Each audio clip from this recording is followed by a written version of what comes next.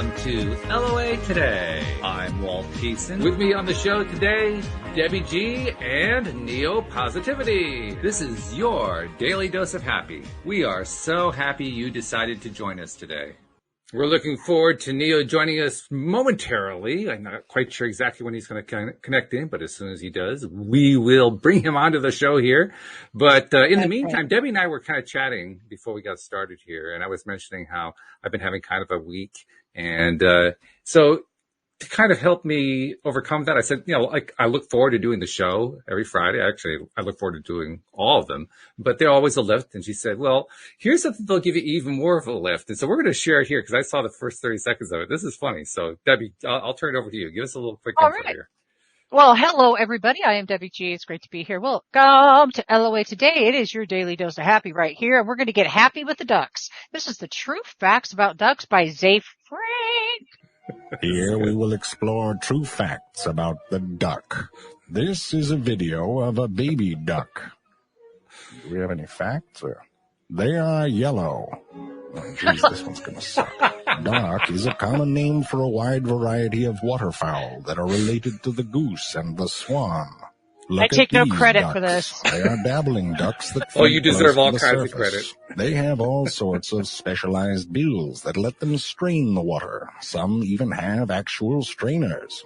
Look at this merganser. It has a pointy beak that helps it dive to catch fish. Look at this Argentine ruddy duck. I mean, holy crap. Neo is joining us on the show. Neo, this is Debbie giving me a bit of a cheer up here.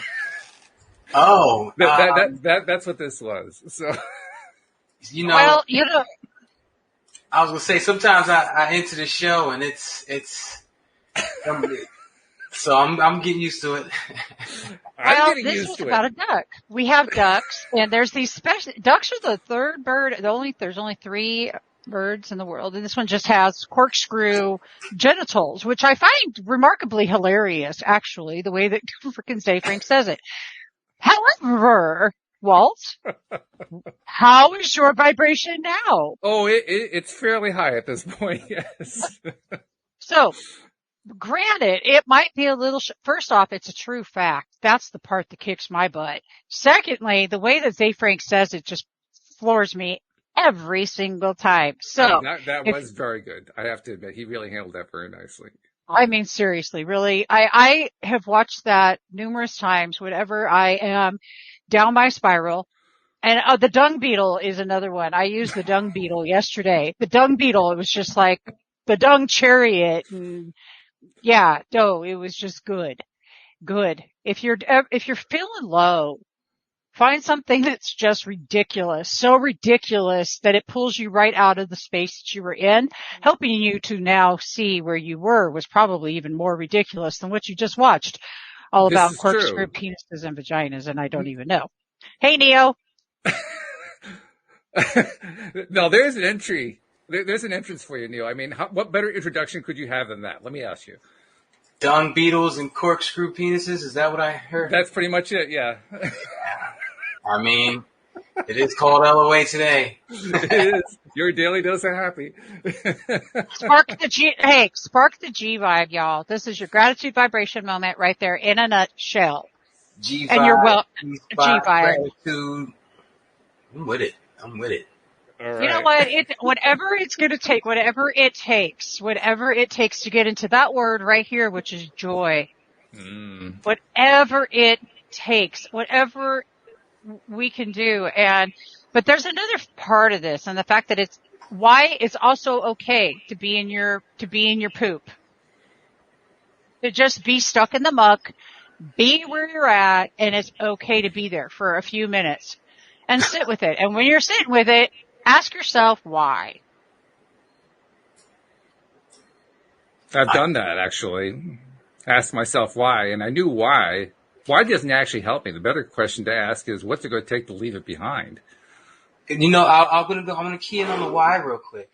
Because for a long time, I eradicated that out of my life because once I started accepting that everything happens for a reason, and living with no regrets, I loved it. And so I stayed away from the why. But then I started to take accountability. I don't know when it was, but something just sparked it. You know what? what have I been doing to manifest this BS into my life? Yeah, no kidding. Exactly. And so that's where the why becomes so critical, because now you're learning from your mistakes, and that's how you make the future better, by learning from your mistakes and acting on them. You don't just learn, in high school we learned trigonometry and stuff we'll never use again. If you're going to learn something about yourself, you got to implement it. You got to use it. Action. Inspired action. I love this. But believe it or not, I've actually used trigonometry since high school. I actually have. Not very often, but I really have. I got it. I cannot. That's the one. I want to talk about accountability. You guys rock.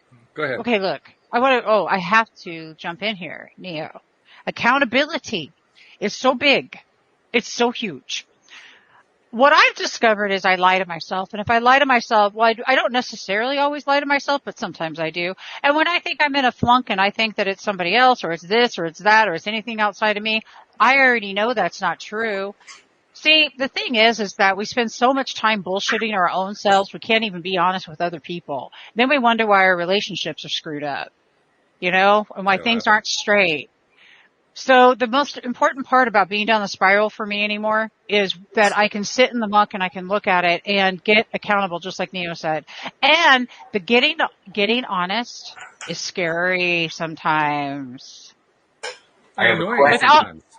Without beating yourself up, can I please add this in? So how do you guys take accountability, full self-responsibility, 100% without beating yourselves up? It's interesting you asked that question because, as I alluded to before we went on the air today, we had quite a few adventures this week, Louise and I did, including one that I have related stories about over the last couple of days here on the show about how we got a new car for her. And it was really cool what we ended up getting. How we went there was through the roller coaster, but we ended up with a good result. One of the things that happened during that experience was we were sitting with the car dealer. And the car dealer went off on like a little tangent while he's writing paperwork and so forth about all these different problems he was dealing with and how he kept making mistakes and other people were making mistakes and so forth. And he was really going off on this mistakes rant. And I stopped him at one point. I said, you know how I handle mistakes? He stops and looks at me and he says, what? I said, I forgive myself. And he paused and he looked at me and pointed his finger at me and said, you're a wise man. Because that's the first step. If you can forgive yourself for your own mistakes, your own mistakes just aren't that big of a deal anymore. Steps 2, don't see them as mistakes anymore. Yeah. Whoa. Ding, ding, ding, ding, ding, ding, ding. We have a winner. You know what? I want to bounce another question off you guys after I answer Debbie's question, which is basically for me. You guys know I use fear, and I am so obsessed with how tomorrow's going to work out and the next day and the next day for me and mine's. And I know that my mentality is creating that. As soon as I go to a negative headspace, any scenarios pop up, it's like I'm autopiloted now to wake up and be like, whoa. I want to spend time there.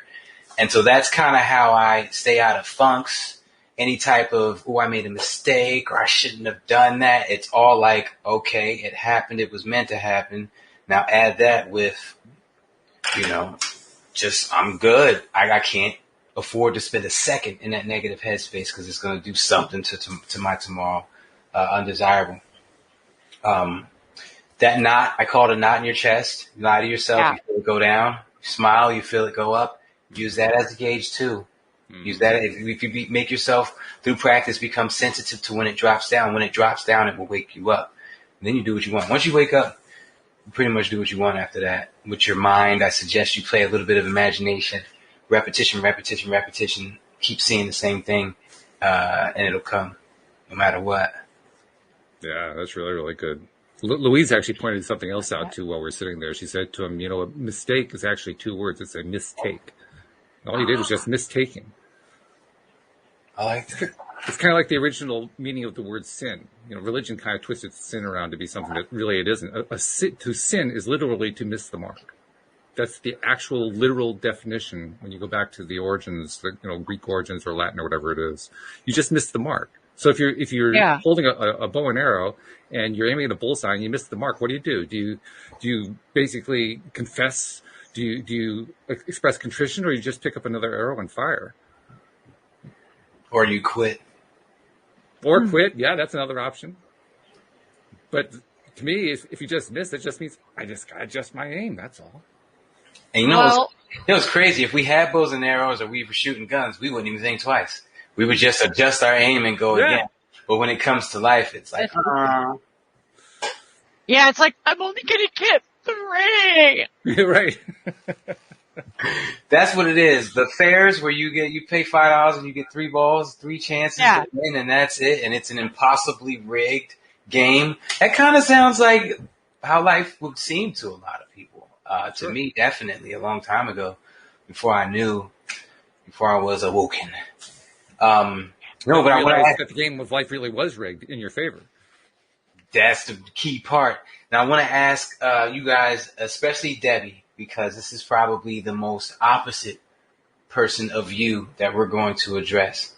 I have one friend in particular, but there's a bunch of people I could probably name that don't want or stay away from that watcher, the watcher exercise I do where I feel a presence watching me and I just watch it back. I call that a watcher exercise. Those types of things, that watcher thing or sitting still and just letting your thoughts come in.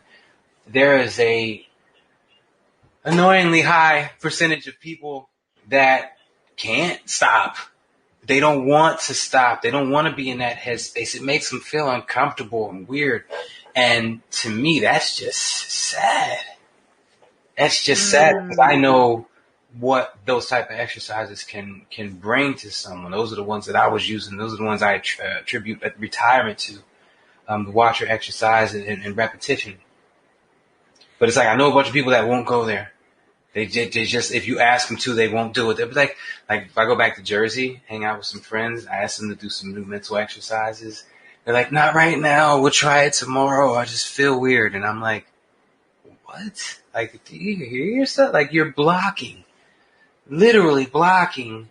You guys get it. So how would you address someone, that you love and care about, try to get them on a better path. Just open their mind a little bit. I understand that some people just aren't open to things and you can't force it on them.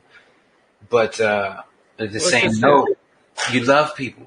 You want to help them out. That's just it. I mean, certainly I've had that same feeling. I know all of us have, where we wanted to help somebody. But to paraphrase the old thing about horses, you can lead a man to knowledge, but you can't make him think. You just can't do it. There's not a way to do it. So I like to just start with respecting where they're at. I don't have to like it, but I just kind of respect where they're at. And until they're willing to, in some way, own up, in some way accept, some degree of radical responsibility for their role in the thing, then I just, I give them love. Because until they're willing to open up in some way, there's not a whole lot I can do. So just love them for where they are right now. Figure, well, you know what? They've got some sort of reason for being there. They came into this life probably with some kind of a mission to do the thing that they're doing that we're looking at and saying, why are you doing that? But that's part of what they feel their mission in life is. So I'm just going to respect that. I don't have to like it, but I can certainly respect it. I love that. Okay, y'all. So first, I want to just appreciate both of you. Neo, I appreciate your compassionate heart, wanting more for people, and I love that. My question back is going to be, why is that necessary for you? What part of you are you not healing that you need to be doing if you're seeing it in others? Boom. First thing. Second thing is be the example. Period. Yeah, which you are, by the way. That's it. There's not, when somebody, because my God, Neo, I just want to hug you. I want to love your compassionate heart right now. But what I'm going to encourage you to do, I love this. I mean, seriously, I want to hug you, Walt, for just sitting with it. Here it is. So in true compassionate communication and true empathetic being, a state of being, we're going to be curious what's real for these people. Every one of them. What must be real for them? How much compassion can I practice right now, just where they're at? Most people want to be loved and seen and heard, and when they're in their hurting, that's the time when you can actually show up and actively listen reflect, and let that person be heard for a moment, just even trying that. And our need to want to fix, our need to want to help, our need to want comes from a space of true love, but it also comes from an old pattern of codependent behavior. It also comes from our old patterning that we need to step in. We're fixers. This is what we do. We fix everything. What the hell? Especially men. So this is that time to step back and realize that within their divinity, as Walt said, we just respect where they're at. Then the next thing that comes up for me is, what do I see within them that I'm not willing to be honest with about within me? Is there a straggler or something? Good.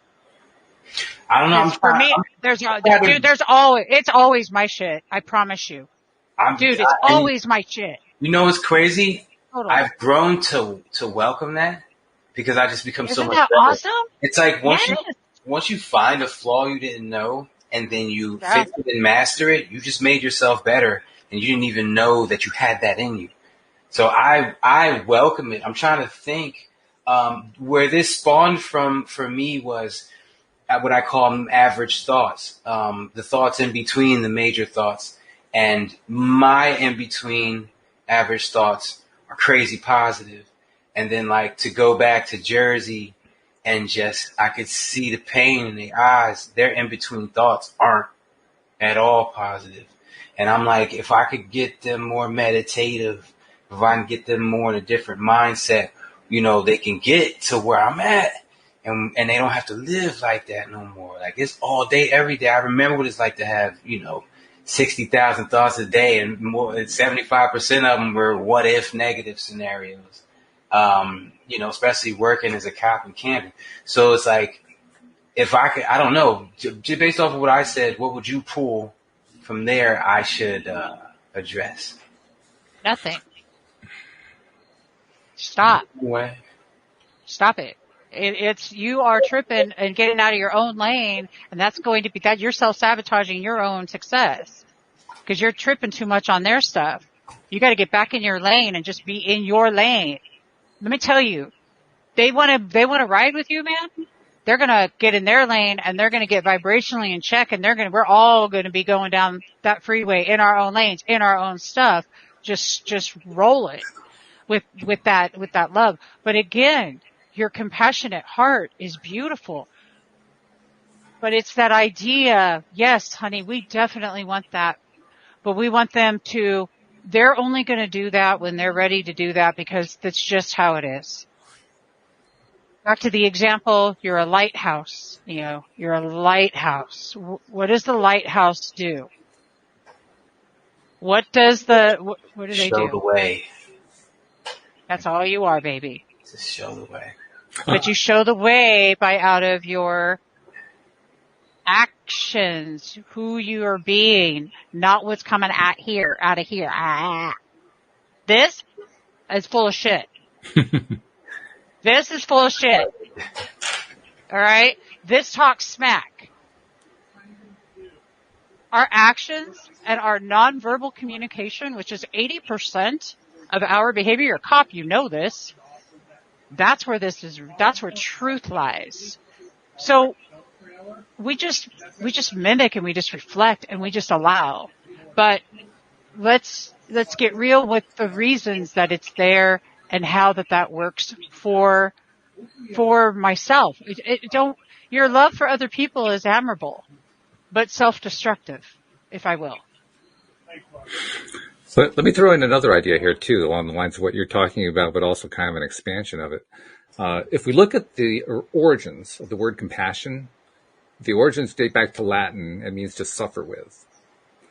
And certainly that's probably the most popular idea of what compassion is, but I would submit there's also another idea of compassion, and that is to simply exude love to somebody else. You don't have to feel the suffering that they're feeling in order to love them. And that's the kind of compassion that I always aim for. I'm never really interested in suffering with somebody, because what does that do? I mean, that brings them down, brings me down. Okay, here we are down in the depths. What do we do now? That doesn't really contribute anything, I don't think. But when we turn compassion into loving and make that the new compassion, that's a different vibe. That's a different feeling entirely. What do you think about empathy? Empathy, the ability to step into somebody else's shoes and actually be in their space for looking from their eyes out. Again, I think it comes down to being in empathy which way? Are you going to be in empathy so you can suffer the way they're suffering, or are you going to be in empathy so you can give them love? Because you can't really do both at the same time. You can't. What do you think, Neil? I mean, if I'm feeling empathetic and I'm feeling what someone's feeling, that kind of puts me in a negative headspace. Because that's what they're feeling. So I would not want to do that. But when Walt was talking earlier, I just pictured like a person, like for some reason, like a glowing neon green person, and a couple of chunks of them were missing. And those were like the positive parts in those aspects of that person because they were stressing about a couple things. And so those chunks were kind of blacked out and missing. And I came in, like Walt said, and shined a light of like love at those spots, completing, those chunks of them that were missing. So it was kind of like I was shining love, giving love, like he said, and it was filling in those loving parts that person needed, that person was feeling like they were lacking at that time. And so that love made us both whole. And it was like, it was cool. It's like, you hang out with your friend and when you're together, you guys are all laughs.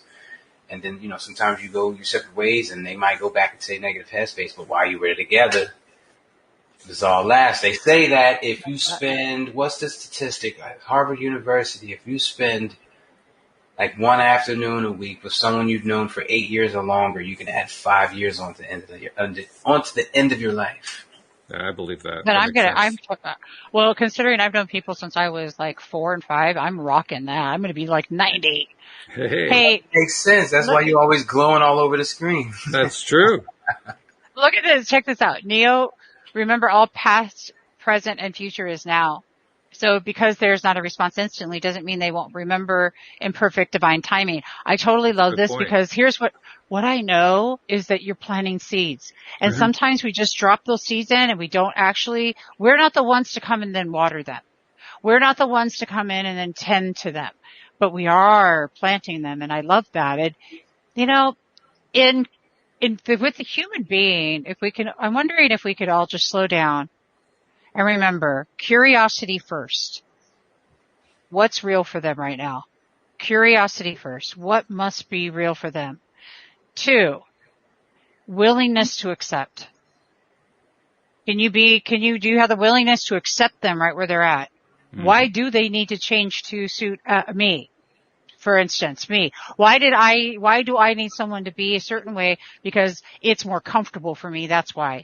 And because maybe the way they're being isn't comfortable for me. So I want them to be more like me so I can be more comfortable. That's my truth. I just faced this recently, Neo. That's why I'm telling you. And while I actually had this happen in my own life where I had to look at what I thought, why do I think that somebody needs to be any different than they are when they're perfect the way they are? So my acceptance. Can I get into radical appreciation? Am I willing to appreciate, willing to understand, willing to acknowledge, willing to recognize them, willing to celebrate them, get into compersion with them, celebrate whatever small things. And I know both of you are compersion experts. The willingness to celebrate others and joys and elation and awesomeness in life. So those are the things that I look at, like when we're communicating, and this is all from Marshall Rosenberg, by the way, that I did not just create this. No original thought anyway. But it's still it's just simple communication tweaks. That's all. And what I loved about Marshall's work is that he really brought a different way of us looking at each other versus just ourselves. That's really good. I love that. I love that. It's the path of least resistance in life. It's easy. That's one less problem I have to worry about. Yeah, right. I can leave all my strategies, everything in the dust, and just get back to where I want to be. And so I love that 100%. That's too easy. And I just go back again to what we were talking about before. The fact that if you're dealing with particularly a friend, someone you've known for a long time, and you decide that your compassion to them is going to be of the love variety rather than the suffer with variety, it's going to affect them. They may not show it. They may not display it immediately, but it's going to affect them in ways that even they don't even know about. That has been my ammunition thus far. Mind you, I've known these people since I was in middle school, but I didn't know about the secret until 2008. So since 2008, I've been affecting them in small, little different ways. But they'll come around when it's time to come around. That'll be listen. We have 6 planets in retrograde. We are how much percentage of water? Almost 80%. The planets, the moon controls our ocean. We know that. So right now, at this very second, we have this great opportunity for anything that's hidden to be seen. For all of it to just be shining so that we get to look at it and go, and this has to do with our self-reflection. What beautiful thing do I need to see about me that I can clear right now? What can I get rid of? What can I look at and say, you don't get rid of it. You just shift it. You just look at it differently. Exactly. Yeah, that's a really key point. This is so awesome right now. Like we get to change whatever isn't working by the sheer neuroplasticity in our brain. And that's where your repetition comes in there. Neo? I need to get into this moon stuff. I've heard the moons are in line and retrograde. I've heard these phrases for years and years and years. And I'm like, you know what? Bump that. I attract what I attract. Ain't got nothing to do with no moon. But when you just said what you said about water and our body being 80%, plus of water and how the moon affects the water, I'm like, wait a minute. Let me find out. I've been missing out. I need to get. I need to get my study on. You got. Well, I'm gonna excite you now because we have a lunar astrologer, Claudia, who wants to come on here. So, Walt, she'll be booking soon. And you know what, Neil? You can ask her all kinds of radical questions. Here's what's cool about the moon. The moon is our subconscious. The moon is who we are, as Claudia says, behind the closed doors. And I dig it. And I love that. And I love it. Sandra says, none of us are here to convince. We are here to cultivate. Oh, holy hell. Let's bring that up. Oh, I just start taking over Walt's show like a boss. You're doing very well. I'll interrupt if I have to. You're doing great. Oh, so with keep it. right on going. Jeez, Bowies. Self-doubt. Ooh, I love this. Okay. Thank you, WRO. Self-doubt is what you're working on. I love you. Oh my God. Let's expand into self-doubt. I don't know what that is. I love it. It's been so many years. I don't even know what the hell. You know how it's been so many years since you talked to this person, you kind of forgot their name, like from high school or whatever? Yeah, that's how I am about it. It's not, I had self-doubt this morning. Well, how about you?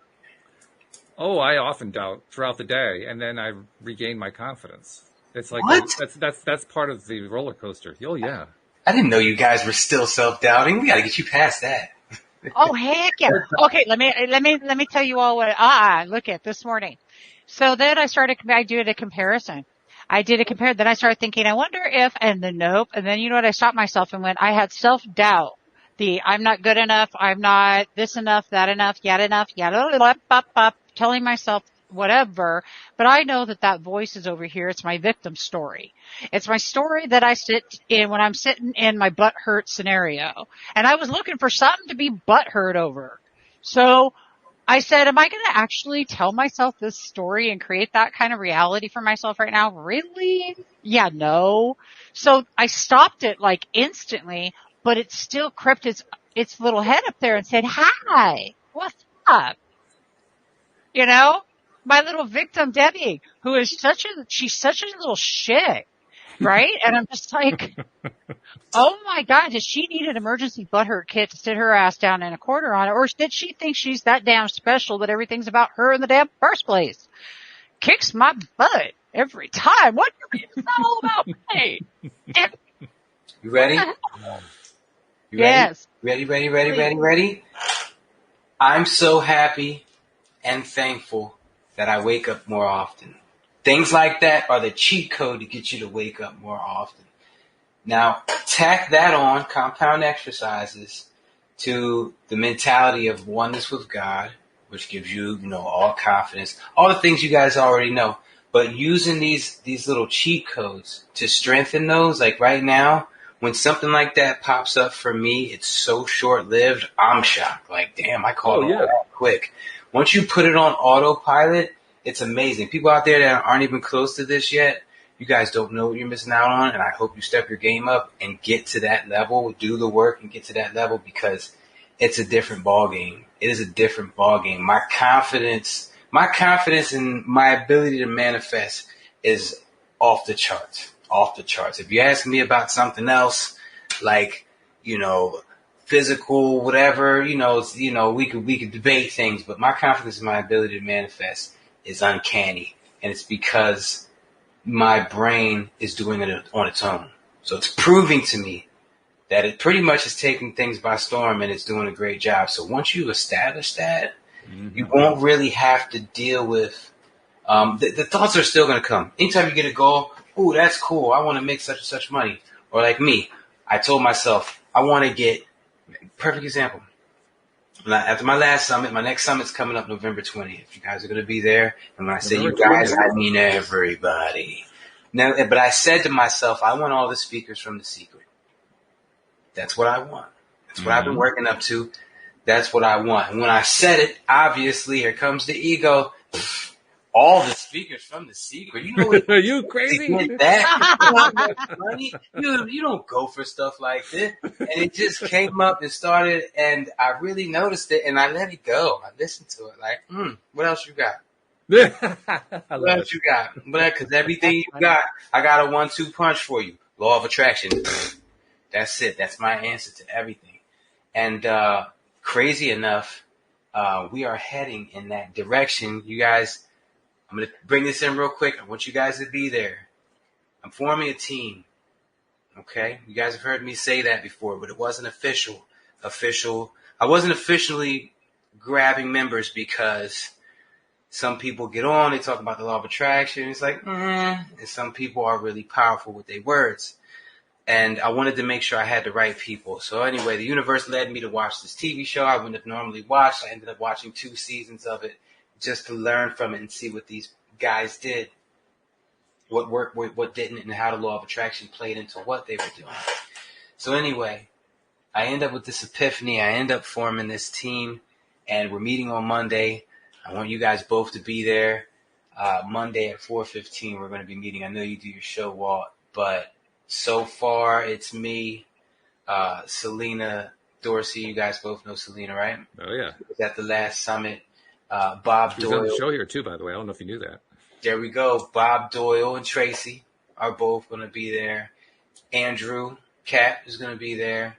And Andrew's boy, he just gave me his boy's name. I forgot him. Something Samuel. Something Samuel. Who that is. He wrote a book called Just Ask the Universe. Okay. Oh, yeah, he's got like 4 best-selling novels, but he's going to be there too. And the whole purpose in this group this team is to lift each other up. If collectively we have 2 million fans between all of us, by the end of this, I want every single one of us to have 2 million fans, and equate that across everything as far as support and raising for the universe. So Selena Summit's coming. I got my conference coming in October. That's going to be a great thing. You guys know Smiles at Sea is holding a dental festival. October or November? You said before it was November, now you're saying October, so I got to clarify. Yeah. So you guys know October, somewhere around the 13th, I think. October 13th, I'm in this competition called Dentistry's Got Talent. America's Got Talent. Okay. The dental world. Okay. That's October. Guys, everybody please go to my website. You'll see the link to register for that. Even if you don't show up, register because I get a prize, because if I get more people register. And then Selena's throwing a Law of Attraction Summit at the end of October. That's gonna Do we know the date on that yet? Because she didn't know when she was on the show. Nah, not yet. Okay. She said the 25th through the 1st, but I'm not sure. We're going to find out. Mm-hmm. Mine's is November 20th. That's Neo November Positivity 20th. Okay. Summit. And so basically what me and this group of people are doing when we get together on Mondays, we're going to strategize how to boost each other up and hold each other accountable. We're going to meet every week, and we're going to, like this is what we're going to do. We're all going to promote Selena's thing on Monday. That's what we're doing. And we're getting on each other's Facebooks. We're commenting, all this stuff, so people see, all right, Walt post a post, Debbie, Neo, Bob Doyle, Tracy, Selena, the guy Samuels, they're all commenting on it like that. We're going to be supporting each other like that. And everybody's got virtual assistants, so we're getting them involved too. So it's just going to be a crazy collaboration to reach as many minds as possible. I want to go to this dental festival with a team. I was going to go in there by myself, like, blah, blah, blah, like I've been doing. But I'm like, nah, you know what? I need to attack this from multiple angles. And when I come, I want to really smack them in the face. I want to hit them hard with it. I'm not just And so, yeah, I want you guys to be there Monday to collaborate, to get on the same page. And so we can all form this little Voltron crew and just make it happen. Just support each other and make sure everyone's people knows who everyone is. And that's I thank you for the invitation. Like you said, I have a show that I'm doing at that hour, but I'll be there in spirit. I can tell you that for sure. Debbie, what about you? Well, it's quite possible. Hit me up. I don't know what I'm doing on Monday, but it sounds like a hell of a lot of fun. I'm all about collaboration, and that's really, Walt and I collaborate. He's on LOA Today. We have Spirituality Gone Wild. We have the Stream of David.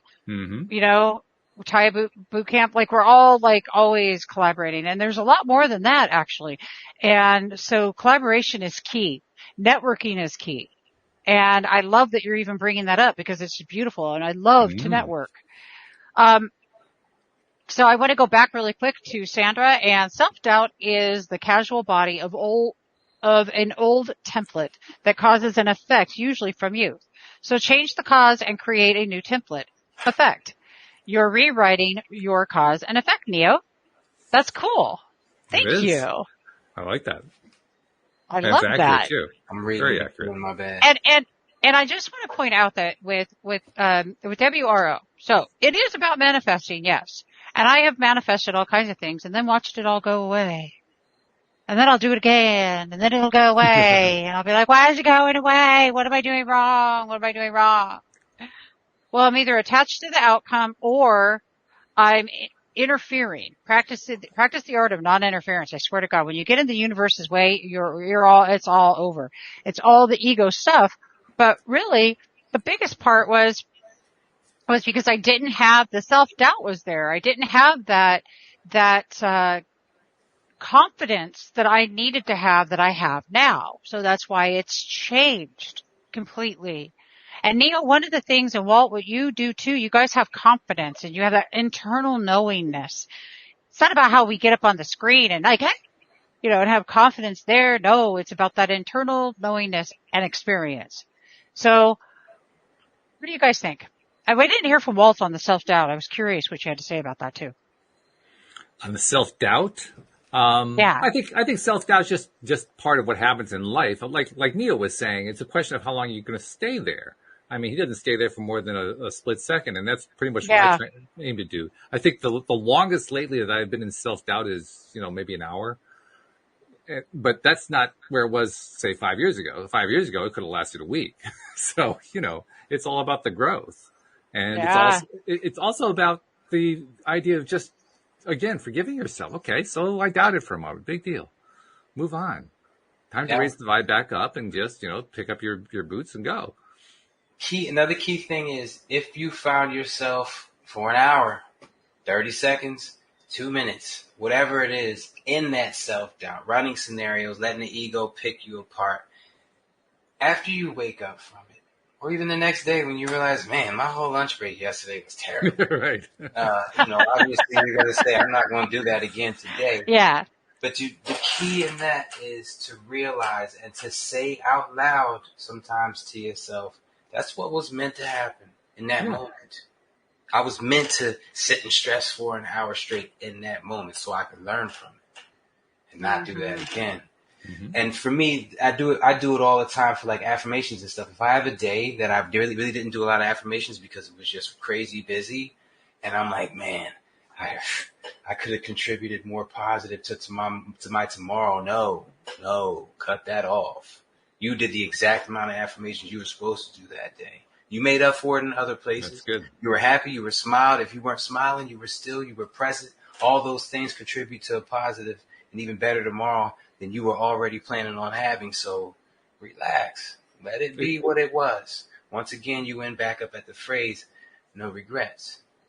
It's funny you mentioned that. Literally funny that you mentioned that, because it's been something that has happened a lot with me, that my normal morning routine has almost just completely disintegrated and gone away. And every once in a while, I'll start the day off and like, oh, I'm not doing my morning routine. And then I'll stop and I'll ask myself, well, how am I doing? Well, actually, I'm doing pretty good. I've been doing so much work over the years that without the morning routine, I'm actually doing pretty good. Oh, that's How about awesome. That takes time to get to, brother. Congratulations. Because that. Yeah. Wow, yeah. Seriously. Trust me, yeah. And that's a fun momentum to be on. Because once you get on that momentum, then it becomes self-fulfilling. It just keeps reinforcing itself over and over every day. With that said, this is like jogging.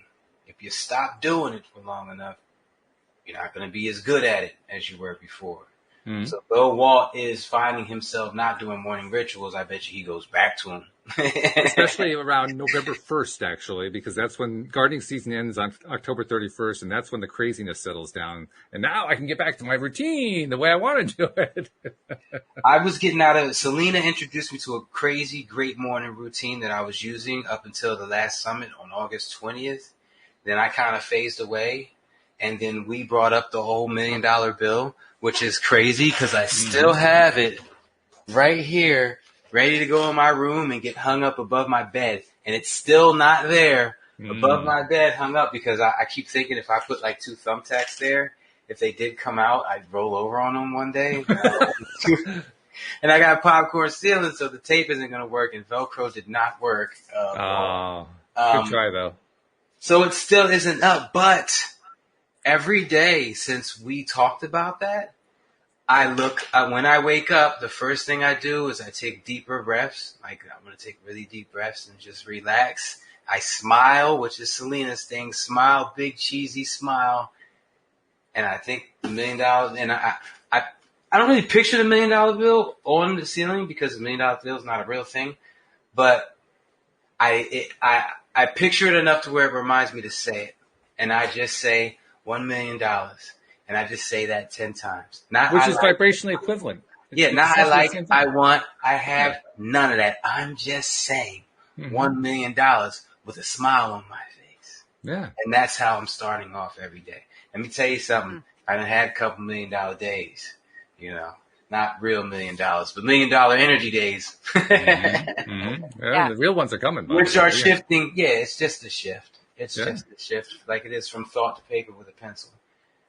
Hey, when Debbie brought up all the planets in retrograde, it cued something in my mind, because she also brought up her friend coming onto the show, Claudia, I think her name is, which is going to be great. I'm looking forward to that. But it also reminded me, I had somebody else on the show that Cindy and Jackie recommended, and I had to go look it up. I couldn't remember what the date was, but it was August 18th, and her name is Jeanette Daglish or Daglish, and she is from Down Under, and she basically talked about how her birth sign, her astrology, is loaded with retrograde, and she used to get really frustrated about that until she finally decided to start thinking about it differently. So now she's actually somebody who teaches the good side of Mercury retrograde. And I love that. That's what that episode was about. So yeah, I commend that thought to you as well. Ooh. Even if the planets aren't lining up the way you want them to, so what? You can find a good side to them. It's just a question of finding what it is. Got to practice. Will you send that to me? Yeah, sure. I want that copy of that. That sounds really cool. I'll put it into the chat here. Well, one of the coolest things about understanding, I like the moon astrology because it just simply allows just exactly that. How do I make this work for me? Do you guys know that everything that we've ever perceived as negative can be turned around? Like, let's say that you got some things you do and you know that habit is not serving you. you can turn it around into something that does serve you. Let's say that you're a manipulative human and you're like, I really don't want to be that. How can you take and turn that around to work in your favor? Can you possibly help run an organization? Can you take because what you're wanting is to be seen in a space of leadership, right? Or in a space where you're honored as being a leader. So, or that the way that we can shift however anything's coming up in our life, I want to be heard and I want to be seen. How can you do it productively instead of self-sabotaging? Because all the stuff we feel is great. Our neuroplasticity in our brain is just simply stuck where it's at because it's just stuck. Do you all realize, like, when we started creating our belief systems, we were infants from all these different people. And the stream says people love babies, and the babies because they're the purest form of energy, and it attracts all these humans to it, so it can start downloading how to be human, downloading how to be human, downloading to be human. We start off with not all those thoughts being ours. It's just part of our experience. And I always think about it like, well, when this trauma occurred, and if I'm still reacting when this trauma occurred, I'm reacting like a 5-year-old right now, which is probably true in my case. No shit. If I'm just not playing like throw a tantrum kind of thing. I used to throw downright fits when I did not get my way. And I remember my grandmother telling me when I was 3 that I would lay in the floorboard of her car. She drove a Volkswagen Bug, and I'd throw a fit till I saw the McDonald's arches, and then I'd go, "Oh, grandma, it's a McDonald's. I want to have a French fry Coke." She'd go, "No, you aren't being good." She'd go, "I tell her, yes, I am." She'd go, "When?" And I'd say, "Right now." And I think I carried that through a lot of my adulthood, where I reacted based upon where my neuroplasticity began these belief systems. So the reason it's so important, like Neo says, your thoughts, get them in check and start doing this work, is because you can change the neuroplasticity of your brain. Scientifically proven. You can go look it all up. But everything we talk about on here is actually scientific in nature. If you just really, yeah. But can you ever act like a 5-year-old? Well, I'll comment on that in a moment, because there's actually a thought that comes along with that. But I want to go back to something else that you were talking about, and of course it's flying out of my mind. So I guess that means I have to go back to what you were just saying. So acting like the 5-year-old, probably the best way you can learn. Oh, I know what the other one was. I'll get there in a moment. Probably the best way I know of to act like a 5-year-old is to interact with a 5-year-old. And it especially is valuable to interact with a 5-year-old who's doing what you used to do when you were 3 years old, Debbie. Having a tantrum, having a fit, having a nutty of some kind. Louise is like the absolute pinnacle of how you do this. So I'm going to use her as an example, because it happens so often, like when we're in the grocery store or something like that. We're in the checkout line, and there's the kid with the mom, at the register, and the mom is frantically trying to deal with the register and the coupons and the kid and all this other stuff. The kids go, "Ah!" And Louise will just look at the kid. And I'm telling you, it is almost never more than 2 seconds before that kid whips his or her head around to look at Louise. Doesn't even matter if the kid's looking off 180 degrees in the opposite direction. It's like you were talking about the watcher. The watcher is there, and they feel the watcher. They have to see what it is, and they turn around and they see her looking at him or looking at her, and Louise has got this big smile on her face, and the whole visage changes. And that little kid who was just screaming a minute ago, because somebody is seeing them. Somebody is knowing who they are right now and just accepting them the way they are, just by looking. So if you want to know how to be a 5-year-old, how to be a 3-year-old, look at a 3-year-old. And you'll learn instantly, because it's just so easy at that point. And you can break your pattern. Exactly. Yeah. By the simplest thing of a smile. Woo! Yeah. By the way, it's fun to watch too. Oh my God. Yeah, right? Neo has a 3-year-old. And almost always there's the mom turning around saying, looking at the kid like, what happened? And then looking at Louise and saying, thank you. So I you get the added benefit. I want to put you guys on to something about repetition. A long time ago, I came up with an idea. If you look right here, it's a box of poker chips. I mean, just casino chips. Taj Mahal, Harrah's, Tropicana. Anyway, you know how I put like a stone or something in my pocket every time I feel it? I do an affirmation. Mm-hmm. Well, I kept losing certain things. Not a lot, but a couple of things I lost and it really made me mad. I don't like losing things. I like to know where everything is. So I said to myself, if I get something that's worth money, I'm guaranteed not to lose it. There you go. So I got a next time I was in Atlantic City, I got a poker chip. And, that was it. That was born. And then I started collecting them every time I went. So I was in, I don't know if I told this story last week. I was in this arcade and I saw a chip on the floor, and they don't use chips in this arcade. They use coins.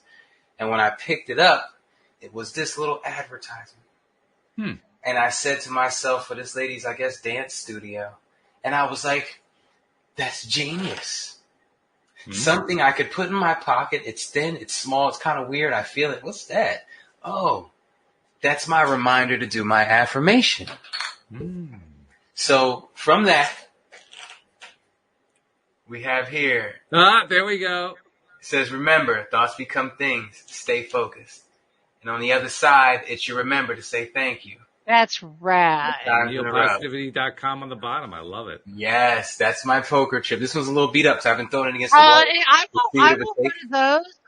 Theo, I want one of those that say spark the G vibe. I got you. Well, I got to order them from this company. I got to order 100 of them at least. But yes, that is one of the things. Instead of, you know how especially some females that wear like a lot of costume jewelry and stuff like that, they don't really like wearing wristbands. Instead of bringing wristbands to this dental conference, I'm going to be bringing these poker chips and wristbands. You're a rat. Not so much business cards, but yes, and this has been serving me so well. Every time I reach in my pocket, I'm like, what is that? And I'm like, ooh, thank you, thank you, thank you, thank you, thank you, thank you. That's fabulous. Thank you. And I'm like, I think of different ways, and you start to list all the different reasons to say thank you. And I'm like, I wonder what that's going to do for tomorrow. I love that. I want one of those. I want one of those that says Neo on it, but I need one. But I've got to get those. Walt, we need LOA Today ones too. I was thinking about that as he was saying it. Yeah, exactly. Oh my God. Yeah, dude, that's crazy awesome. Send us the manufacturer info. Yeah. I got you. That's a really cool idea. I like that a lot. It's been serving me so well. I also wanted to address, I mentioned earlier I was going to address the 5-year-old, which I did. I was going to address something else too. That is the comment that you made, Debbie, about being able to focus on and find the flip side of something that's really difficult, that's really challenging. And you're absolutely right. There is always a flip side of some kind. Sometimes it's really, really hard to see, but it's always there every single time.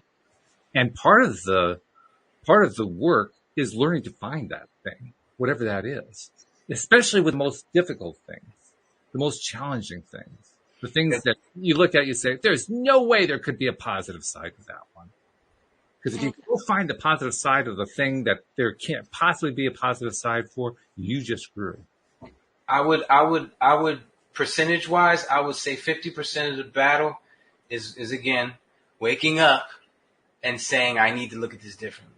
Yes. The next 25% would be finding it, which can be difficult for different situations. And the last 25% would be implementing it or saying it or repeating it or however you choose to use it to change your mindset, thus changing your future.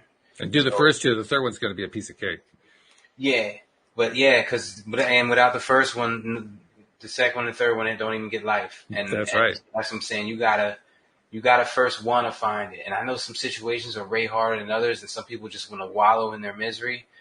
But that's not And sometimes you kind of have to come at it obliquely. You have to come at it from an angle. You can't, if you just can't find what that diametric opposite is. I mean, maybe you're talking about somebody who's abusing a kid or something like that. How do you possibly see something positive in that situation? But there are a number of ways you can come at it kind of on the side. You can say, well, I'm glad that's not me. Well, I'm glad that person has been taken out of the picture and thrown in prison so he can't abuse the kid anymore. Well, I'm glad that you find other things that are indirectly a positive on it. And when you do that, if you don't stop there, if you keep going, you eventually can find what the flip side is. But you have to kind of work your way to get there. If you're doing what either of us three are doing, bare minimum, you could say, I'm glad that I'm doing what I'm doing. Yeah. Someday he's going to see something like this from somebody, yes, and it's going to change the way he does things. And someday that child's going to find it in their heart to forgive him because they see the oneness in life and know they can't hold that remorse. So I'm glad I'm doing what I'm doing, for down the line. So bare minimum, hold on to that. It's worth it, and it's true. You might not think your words are coming full circle. So many times in my life, I've said things, and months later, one of my kids will come up to me and be like, I said something you told me to my friend 6 months ago, and her life's completely changed now. She got the job. She's not with that guy that used to beat her anymore. And I'm like, I was just drinking at a Christmas party, and I blurted something out, and it did all that. Yeah. And so you never know what you're doing. You never know who you're affecting. And so treat it accordingly. Every word you say out loud, you're contributing to the earth. That's very cool. Make sure you contribute the right beautiful things. I like that. I love that. You guys have just raised the vibration today, and I appreciate both of you so much. Woo! Another Friday down and heading into the weekend, like superstars and rock stars. So remember, who are you grateful for? That's all. That's enough. Because from the gratitude, that's where it all starts. When you can find what you can appreciate about anything at all, that's what does the shifting. All by itself. All by itself. Totally. And it doesn't matter where you're coming from. It doesn't matter how low you are. It doesn't matter how far down the spiral you are. Just finding that one thing. And you don't even have to feel it the first time. That's the thing that blew my mind. When I realized I was trying so hard to feel it and I couldn't feel it. And I was frustrated because I couldn't feel it. And then one day, without feeling it, I managed to actually make a shift. And I realized I didn't have to feel it. All I had to do was just try to get there. Mm-hmm. Cheat code, just say it a couple times. By the third time you say it, you'll be smiling. By the sixth time you say it, you'll be running scenarios and honestly, feeling like that's good. Just say it 10 times. I'm telling you, change your whole shift. It's crazy. Like the word yes, just say that 10 times. I don't care what mood you're in. You could be at a funeral. You're going to smile a little bit. There's a takeaway. Just say the word yes over and over and over again. Just say yes. It sounds simple. It is. It is simple. Hey, say, how about that? It really is simple because it's simple. How about that? Right. Gotta do it. Very cool stuff. All right. Well, first of all, I have to say we achieved my first objective within the first 30 seconds because Debbie just absolutely blew me away with that video that she shared.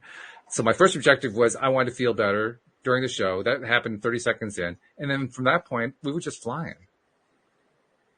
So thank you guys for a wonderful flight. Heck yeah. It's what it's about, man. Just a quick side note for everybody. Life isn't going to go perfect. I was supposed to be here today. My son comes home and says, hey, I got to be to work at 4:30. I said, well, I'm doing a show at 4:30. You better talk to somebody else, but there's nobody else. So I said, well, forget that. We leaving early. So it didn't turn out the way I did, but I came in like a ball of fire. And it worked. I'm not letting nothing shut nothing down. And you got to have that mentality with everything, every day. I'm not letting nothing slow me down. Go get what you want. Go get what you want. It's yours. Get it. Get it. That's the way to summarize the show right there. So thank you, Neo Positivity. Thank you, Debbie G. Thank you, live streamers. And especially thank you, podcast listeners everywhere. We'll see you all next time here on LOA Today. Goodbye, everybody.